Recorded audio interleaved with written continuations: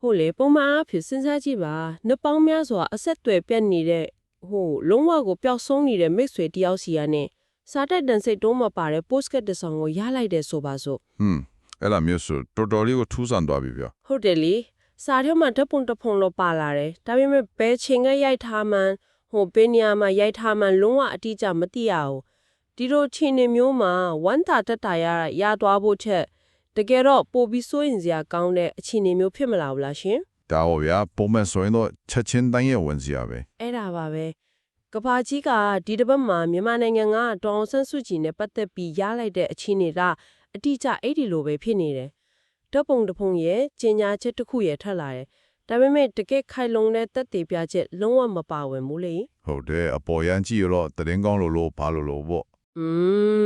ဆိုတော့ဒီကနေ့ကျမတို့ရဲ့အသေးစိတ်ခွဲချမ်းစိတ်ဖျားမှုအစီအစဉ်မှာလေ့လာသွားမယ့်အကြောင်းအရာကအဲ့ဒီသတင်းတွေကျင်ညာချက်တွေရဲ့နောက်ွယ်ကပထဝီနိုင်ငံရေးမြက်လက်ပြကစားကွက်တွေရဲ့အထိပ္ပယ်အစစ်မှန်ကဘာလဲဆိုတာကိုဖော်ထုတ်ထားမှာပါစိတ်ဝင်စားစရာပါပဲဣရာဝတီမီဇီမာပြီးတော့ UCN News ဆိုလို့သတင်းဌာနတွေရဲ့ဖော်ပြချက်တွေအပြင် Cambridge University Press ကထုတ်ဝေထားတဲ့ဓမိုင်းဆိုင်ရာသုတေသနစာတမ်းတွေနဲ့တဆင့်ဒီရှုပ်ထွေးလာတဲ့အခြေအနေကိုကျမတို့အတူတူဖြေချကြည့်ကြပါမယ်ရှင်ဟုတ်ကဲ့ဗျာဒီဖေးရကိုကျွန်တော်တို့နေ့စဉ်ကြားနေကြသတင်းတစ်ခုလို့သဘောထားလို့တော့လွှမ်းမရဘူးဗျာဒီကိစ္စရဲ့နောက်ွယ်မှာလေတေချာတွက်ချက်ထားတဲ့တန်တမန်ရာကစားကွက်တွေရှိနေပါတယ်ဆိုလိုတာကရိုးရိုးလေးမဟုတ်ဘူးပေါ့အတိအကျပဲဗျာကျွန်တော်တို့အနေနဲ့သတင်းရေးမြစ်ကြီးမှာပါဝင်တဲ့ကွဲလွဲနေတဲ့နိုင်ငံရေးမြင်တွေကိုခဏဖယ်ထားပြီးတော့အချက်လက်တွေနဲ့တဆင့်ဒီဆိုဖျက်ချက်တွေဘလို့အလုံးလုံးနေတယ်လဲဆိုတဲ့ရန်ရာကိုအဓိကထားလေ့လာတော့ဖို့လိုအပ်ပါတယ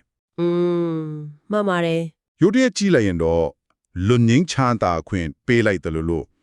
အကျဉ်းချထားတဲ့နေရာကို shop ပေါ်ပေးလိုက်တယ်လို့မြင်ရပါမယ်ဒီနီးဗျူဟာတွေရဲ့အလုတ်လို့ပုံကိုတေးသေးချာချာနားလည်ဖို့ဆိုရင်အပေါ်ရန်အလွာကိုခွာချပြီးအထက်ကသဘောတရားတွေကိုစမ်းစစ်ဖို့လိုတယ်ဗျကဲဒါဆိုရင်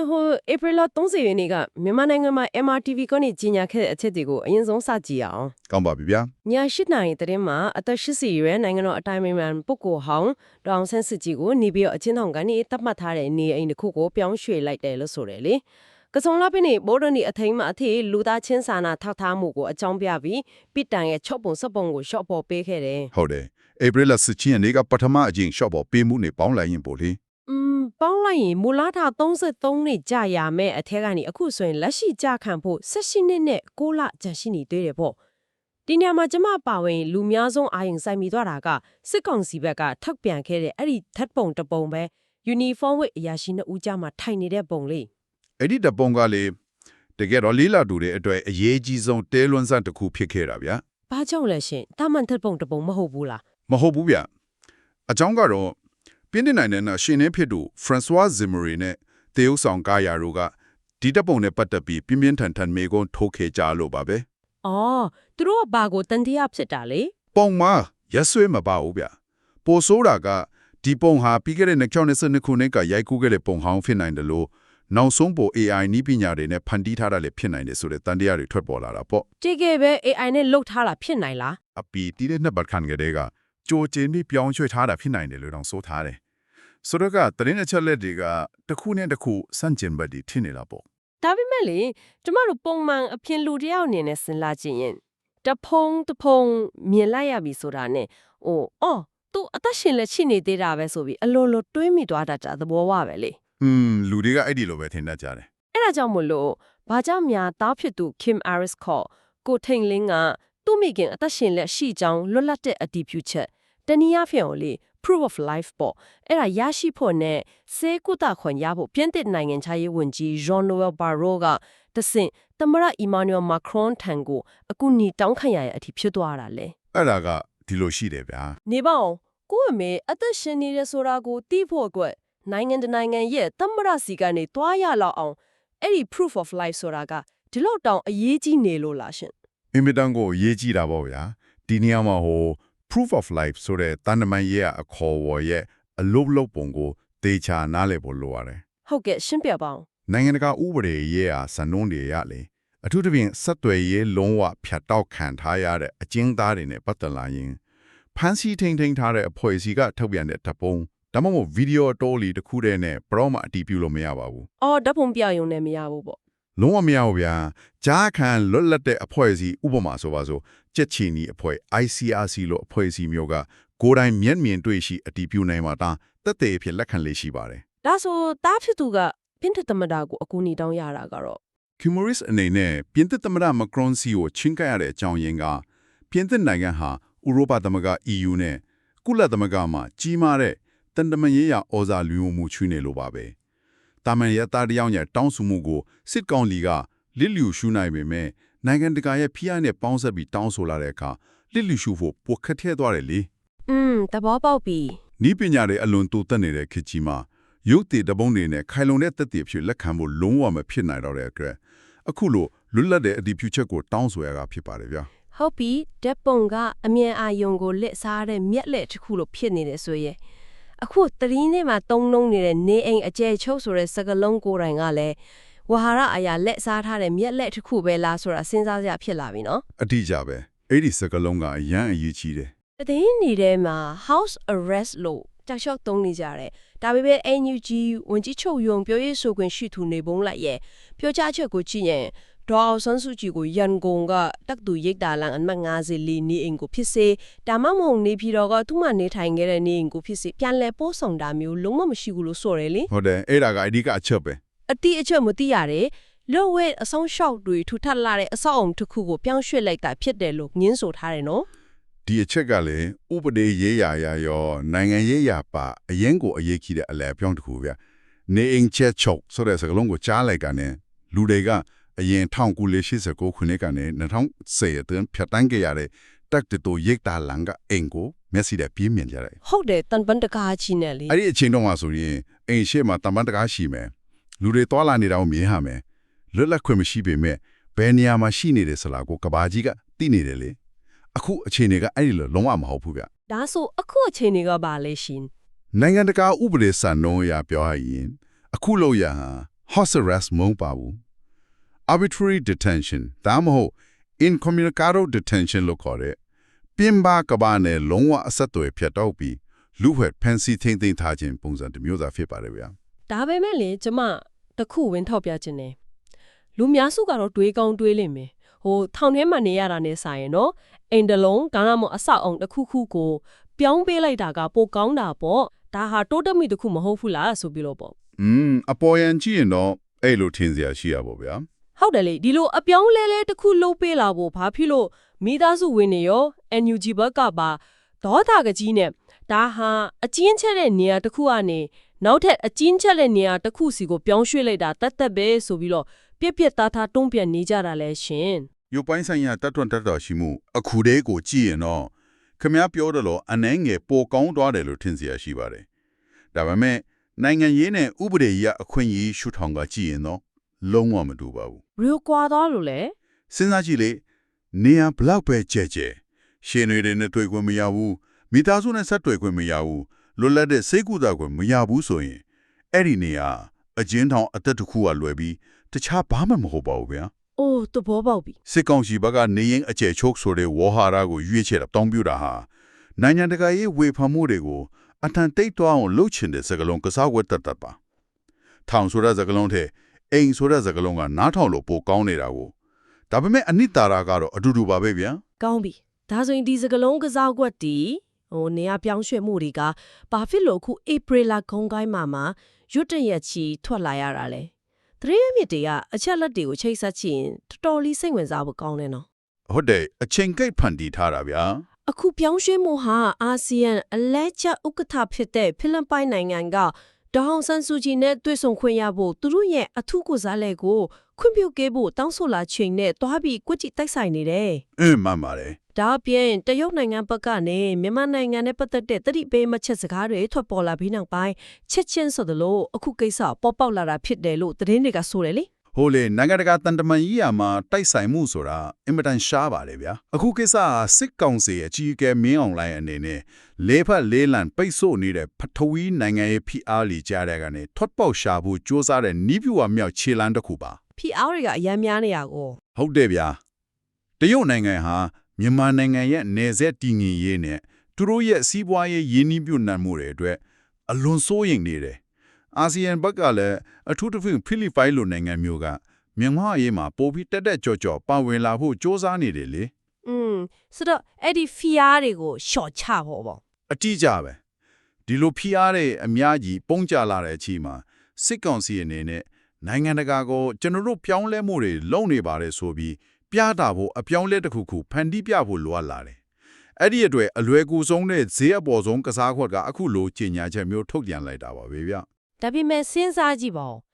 April 30 ရက်နေ့ကကြီးညာခဲ့တဲ့လွတ်ငင်းချမ်းသာခွင့်မှာတနိုင်ငံလုံးကအကျဉ်းသား1508ဦးနဲ့နိုင်ငံသား17ဦးကိုလွတ်ပေးခဲ့တယ် ဟုတ်တယ်လူရဲ့အတွက်ကတော့မနှဲဘူးပေါ့ စားရပေါ်မှာကြည့်ရင်ပြင်ပကဘာကလူတယောက်အမြင်မှာတော့ဒါဟာတကိကိုကြီးမားတဲ့အဖြူသဘောဆောင်တဲ့ခြေလမ်းတစ်ခုလို့မြင်သွားနိုင်တာပဲထောင်နဲ့ချီတဲ့လူတွေကိုလွတ်ပေးလိုက်တယ်လေဒါကိုဘာဖြစ်လို့အာဆီယံနဲ့ကျုပ်ကအတိမတ်မပြူပဲနေမှာလဲဒါဟာတကယ်ပဲမျက်လည်ပြအောင်လားရှင် အဲ့ဒီလိုအပေါ်ယံချရင်တော့ဟုတ်တယ်လို့ရှိတာကိုဗျဒါပေမဲ့ဒီလိုရက်ကိုလေဟို monopoly ကစားဝိုင်းတဲ့ကစက်ကူပိတ်ဆန်နေနဲ့အကျွေးဆက်ဖို့စူးစမ်းနေတာနဲ့ခိုင်းနိုင်ကြည့်လို့ရတယ် monopoly ပိတ်ဆန်တဲ့ကြွေးဆက်တယ်ဟုတ်လား ဟုတ်တယ်ဗျခမရကဘန်ကိုဒေါ်လာ1000အကျွေးဆက်ဖို့ရှိနေချိန်မှာ monopoly game တဲ့ကဒေါ်လာ1000ကြီးတွားပေးလိုက်ရင်ဘန်ကလက်ခံပါမလားအရေးအတွက်အပြင်တော့1000ပါပဲဒါပေမဲ့တကယ်တန်ဖို့လုံးဝမရှိဘူးလေ အော်သဘောပေါက်ပြီ political prisoners network မြန်မာရဲ့အတီးပြုတ်ချက်ကိုချိပါဗျအဲ့ဒီလွတ်ပေးလိုက်တဲ့1500တရှေဦးထဲမှာနိုင်ငံရေးအကျဉ်းသားတဦးတယောက်မှမပါဝင်ဘူးလို့အတီးပြုထားတယ် တကယ်လားတယောက်မှမပါဘူးပေါ့ လုံးဝမပါဘူးဗျရာဇဝတ်မှုတာမန်အကျဉ်းသားတွေကိုနှစ်တကူအချိန်မှာလွတ်ပေးတာဟာအုတ်ချုပ်ရေးရန်တရားရဲ့ပုံမှန်လို့ရိုးလို့စင်တစ်ခုတသက်ပါအာဆီယံနဲ့တရုတ်ကလိုချင်နေတာကနိုင်ငံရေးရအပြေရှာဖို့ဆွေးနွေးပွဲတွေစတင်နိုင်မဲ့နိုင်ငံရေးအကျဉ်းသားတွေလွတ်ပေးမှုမျိုးပါဗျာ ဒါပေမဲ့သူတို့ကအဲ့ဒါကိုမလုပ်ဘူးပေါ့ မလုပ်ဘူးလေစစ်ကောင်စီကခုနပြောသလို monopoly ပိတ်ဆန်နေနဲ့နိုင်ငံတကာကိုလှည့်စားဖို့စ조사နေတာချစ်တဲ့အတွက်ဒီလောက်ရဟာ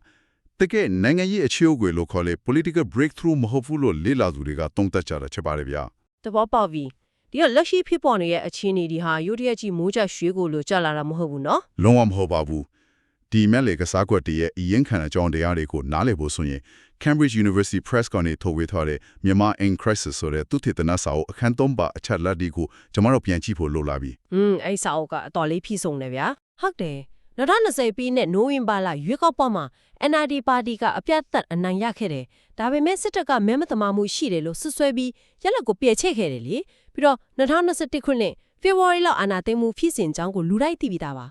ဟုတ်တယ်အဲ့ဒီမှာတင်အားလုံးပျော်လဲသွားတာပဲ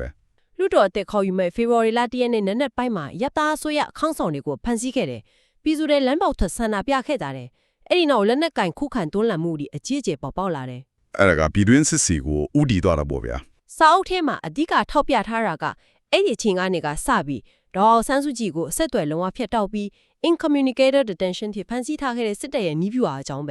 မှန်ပါတယ်အဲ့ဒါကသူတို့ရဲ့အဓိကလက်နက်တစ်ခုလို့ထင်နေတာ ဒါမှကျွန်မမှာမေးခွန်းတစ်ခုရှိလာတယ်လက်ရှိအချိန်မှာတနိုင်ငံလုံးအတန်းအတာနဲ့ပြည်တွင်းစစ်မီတွေတောက်လောင်နေပြီးနေရာတိုင်းမှာလက်နက်ကင်ပဋိပက္ခတွေဖြစ်နေတယ်ဒီလောက်ကြီးမားကျယ်ပြန့်နေတဲ့စစ်ပွဲကြီးတစ်ခုလုံးမှာ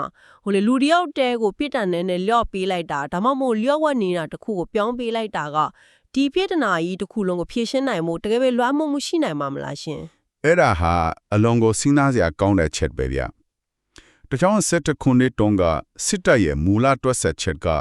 ကောင်းဆောင်ပိုင်းကိုအဆက်အသွယ်ဖျက်တောက်ဖမ်းဆီးထားလိုက်ရင်ပြည်သူလူထုရဲ့လှုပ်ရှားမှုတွေရပ်တန့်သွားလိမ့်မယ်လို့ယုံကြည်ခဲ့တာပါ ဒါပေမဲ့အဲ့ဒီလိုဖြစ်မလာခဲ့ဘူးလေ ဟုတ်တယ်ဗျာမြေပြင်အခြေအနေကသူတို့တွက်ထားတယ်လို့လုံးဝဖြစ်မလာခဲ့ကိုခုခံတွန်းလှန်မှုတွေကဗဟိုချုပ်ကိုင်မှုမရှိဘဲနိုင်ငံတော်အမြင့်တွေသွားခဲ့ပြီမြန်မာ in crisis စာတမ်းမှာတုံးသက်ထားတယ်လို့ပဲအခုအချိန်မှာဒီအချက်အသေးဟာလူတယောက်တယောက်ရဲ့လွတ်မြောက်ရေးဆိုတဲ့ကိစ္စတဲ့အများကြီးပူပြီးကျော်လွန်သွားခဲ့ပါပြီဗျာ ဒါဆိုရင်ဘာဖြစ်လို့စစ်ကောင်စီကဒေါ်အောင်ဆန်းစုကြည်ကိုအခုလိုအသုံးချနေရတယ်လဲ အဖြေကတော့သူတို့စီမှာနိုင်ငံတကာနဲ့ဆွေးနွေးဖို့တခြားပါနိုင်ငံရေးဖဲချမှမကြံတော့လို့ပါပဲဗျာ ဖဲကုန်သွားပြီပေါ့ ဟုတ်တယ်တိုင်းပြည်ရဲ့ခြေခံကြတဲ့တည်ငြိမ်မှုပြည်သူလူထုရဲ့အမှန်တကယ်ဆန္ဒတဲ့ဆိုတဲ့ပြဿနာရဲ့အရင်မြက်ကိုလိလိရှုထားသွေးဒီလိုလူတယောက်တည်းကိုနေရာပြောင်းရွှေ့မှုဆိုတဲ့အပေါ်ယံနီးပြူရလေးတွေကတနိုင်ငံလုံးလောင်ကျွမ်းနေတဲ့မီးကိုဘလို့မှငြိမ့်သက်နိုင်မှာမဟုတ်ဘူးဆိုတာသိကြပါတယ် ဒါဆိုရင်ဒီကနေ့ကျမတို့ဆွေးနွေးတဲ့အချက်တွေကိုပြန်လဲခြုံငုံကြည့်ရအောင်နော်ဧပြီလ30ရက်နေ့ကထွက်ပေါ်လာတဲ့နေအိမ်အကျယ်ချုပ်ပြောင်းရွှေ့မှုဆိုတဲ့သတင်းဟာဖြည့်ရှင်းချက်တစ်ခုမဟုတ်ပဲနောက်ထပ်မေးခွန်းပေါင်းများစွာကိုသာမွေးခွာပေးလိုက်တာဖြစ်တယ် အတီးကြပဲဗျ အာဆီယံနဲ့တရုတ်လိုနိုင်ငံတွေရဲ့ပထွေးနိုင်ငံရေးဖိအားတဲ့ကြောင့်စစ်ကောင်စီဘက်ကမိုနိုပိုလီပိတ်ဆာနေနဲ့အကျွေးဆက်ဖို့စူးစမ်းတယ်လို့မျိုးမျက်လက်ပြနီးဗျူဟာကခုကိုအတွင်းပြုခဲ့တာဖြစ်တယ်ဆိုတာကိုသတင်းရင်းမြစ်တွေရဲ့ခွဲချမ်းစိတ်ဖြာချက်တွေကနေကျမတို့တွေ့ရတယ်လी ဟုတ်ပါတယ်ဗျ လွတ်လပ်တယောက်ဖွဲ့စည်းတွေရဲ့ကိုယ်တိုင်မျက်မြင်စစ်ဆေးအတည်ပြုချက်မရှိတဲ့၍ခိုင်လုံတဲ့ proof of life မရှိတဲ့၍ဒီဝဟာရကစားဝတ်ဒီကိုအလွယ်တကူယုံကြည်ဖို့ခက်ခဲနေစေပဲဖြစ်ပါတယ်ဒီဖြစ်ရက်ကနေကျွန်တော်တို့ရယူနိုင်တဲ့အဓိကသင်ခန်းစာကတော့လေသတင်းချက်လက်တွေကိုတိုက်ရိုက်အတိုင်းအတာနဲ့လက်ခံဖို့မဖြစ်နိုင်ဘူးဆိုတာပါပဲ ဟုတ်တယ်အနောက်ကွယ်ကအတိတ်ပဲတွေကိုမြင်တတ်ဖို့လိုတယ်နော် မှန်တယ်ဗျ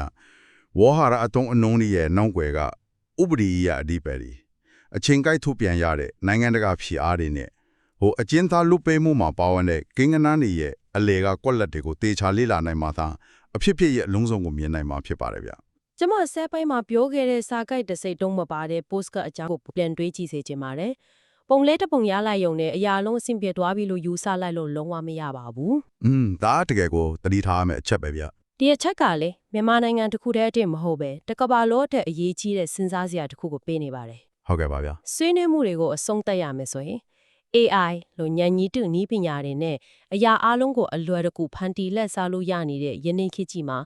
တရေအချက်လက်တွေကိုတင့်ကျက်စွာပိတ်ဆို့ထိန်းချုပ်ထားတဲ့လွတ်လပ်ခွင့်မရှိတဲ့နေရာတွေကနေလာတဲ့အမှန်တရားနဲ့သက်သေတွေကိုကျမတို့ဘလို့နီးလန်းနေနဲ့ခွဲခြားအတည်ပြုကြမလဲ ဒါကတကယ်ကိုကြီးမားတဲ့မေးခွန်းကြီးပဲဗျာ ဟုတ်တယ်လေ